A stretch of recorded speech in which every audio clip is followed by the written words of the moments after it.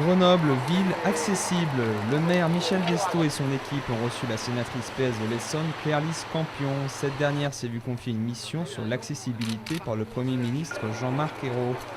Pour commencer, un court voyage dans le tram pour juger de l'accessibilité des transports. Mais ce n'est pas la seule raison choisie par la sénatrice. Grenoble, si je l'ai choisi, c'est parce que c'est une ville.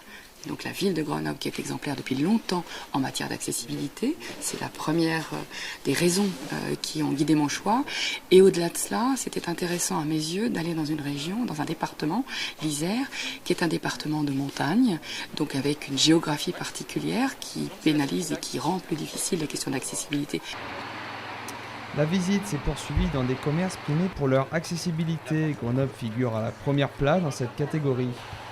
La municipalité a fait de l'accessibilité une de ses priorités, avec notamment la mise en place du projet InnovAccess cette année. 3 quartiers seront concernés, la Presqu'île, Europol et Bouchaillé-Vialet. Mais certains commerçants grenoblois ont pris de l'avance dans ce domaine. Une façon d'anticiper la loi de l'accès pour tous, obligatoire en 2015. On aime bien que le confort soit assuré pour notre clientèle. Et on a quand même pas mal de personnes âgées, personnes en poussette, personnes handicapées que nous suivons depuis une trentaine d'années sur Grenoble. Et il était important de faciliter l'accès, d'autant plus qu'on avait une marche qui faisait 22 cm et qui était vraiment très très inconfortable. Deuxième au baromètre de l'Association des paralysés de France, Grenoble a encore une marche à franchir.